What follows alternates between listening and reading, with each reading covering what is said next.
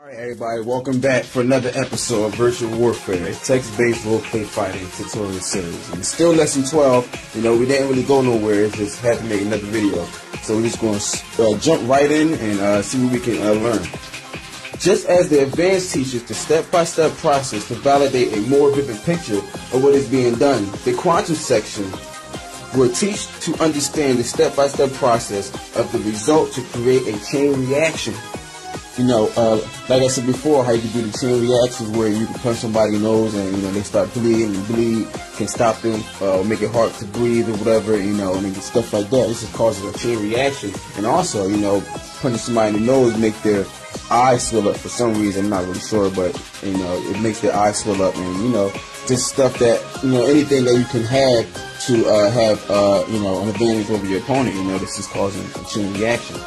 The laws of fluidity is essential in quantum combat. Still using the laws of exertion, but instead of having to gather potential energy to exert more energy, one will be taught how to continue the flow of their momentum already established to create a more fluid result. Just like I was talking about earlier in the video, instead of just punching here and punching and kicking there, now you'll be able to take that momentum and flow it out in a way where, you can punch, kick, and do all that stuff, and you'll never stop, you'll never draw that momentum back. Yeah, you might have to turn and, do certain kicks and punches that you're not really used to, but it will still keep that momentum flowing. It's just something that's good to know for those who really know how to do it, and then virtual warfare teaches us that step-by-step process to get to that point, so if you want to get to that point, you will have to know the basics and the advance and get ready for this quantum section will teach you how to do that. The laws of fluid motion breaks down into 3 points, just like the laws of exertion, just like the laws of exertion is light, medium, and full, the laws of fluidity breaks down in the same way. The first one we're going to understand is increasing your momentum. When you're ready to punch, you can increase your momentum to a certain level and deliver that exertion to that person, whatever. This law of fluidity, to understand, focuses on increased momentum. Increasing momentum can only be allowed through a light exertion and medium exertion, as full exertion, full force, will already be leveled to where no more momentum could be increased. If you attempt to do such, it will become invalid.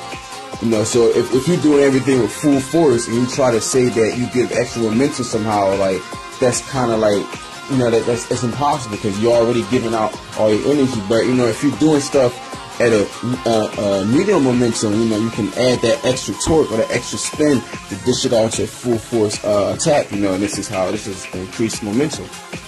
The next one is decreasing momentum. Decreasing momentum is exactly what it says, slowing down the momentum, so if you run it towards someone and you're throwing a high power attack, whatever, after that attack, you can slow down, the movement of your body and deliver a light or a medium exertion. This is something how, when you use nunchucks, when you use nunchucks, you don't just throw the nunchucks all over the place, you throw it and you slow down your momentum in a certain spot to where, the nunchuck won't hit you in your head or it won't go all the way to the other side or whatever. This is the same concept that's being used.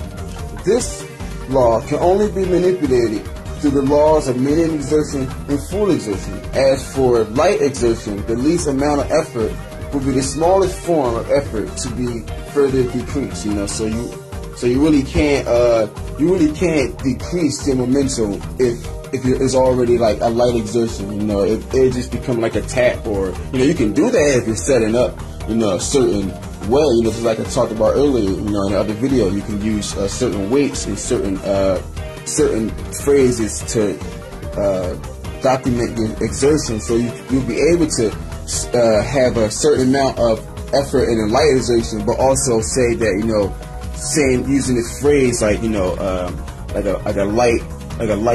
like a featherweight, using a featherweight tap or whatever, to help you help your exertion be carried out. We can look at the example right here. An example.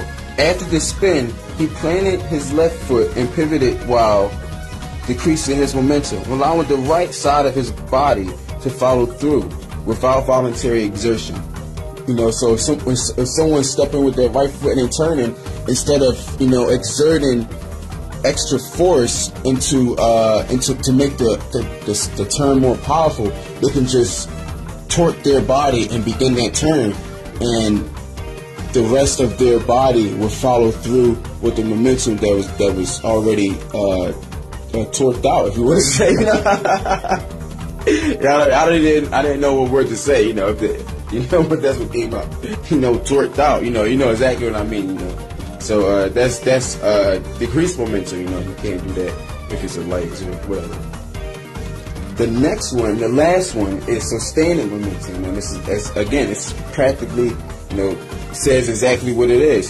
This law, to understand the laws of fluidity, is learning how to keep a sustained momentum. This is the only law of the laws of fluidity that can be manipulated on any level in the laws of exertion.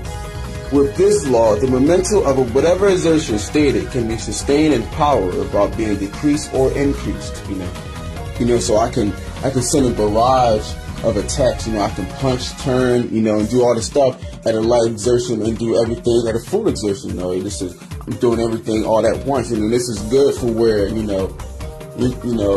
which is pretty rare when you beat up your opponent so bad that that your opponent really can't do nothing. You just end it with all these powerful combos, and that's the end of the story. Like whatever.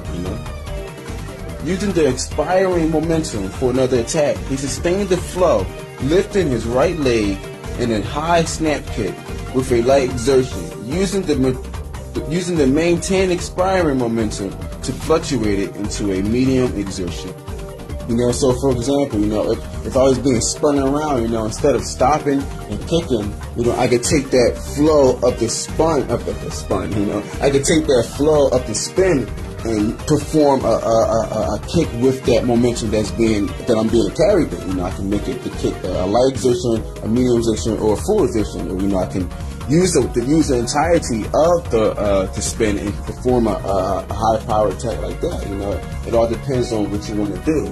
This is for you to control your character in a better way. Like I said, not to have the best skills and the best way to control your character, but to control your character in a way where you can always be ready for anything. You just have full control of your character. In the next video, we'll be talking about the mental or the exertion of the mind, the mental strain of your character. What you're going to do with it, if you're going to channel it, how to charge it at a certain level. Stuff like that, so I'm not going to say too much about it, just stay tuned for it, and that's pretty much it, thanks for watching. The video is not going to come like these other two videos, but, this video will be coming soon, and I just want to say thank you for watching, and thank you for staying tuned, that's it for the video, and I'll see everybody soon. Thanks a lot.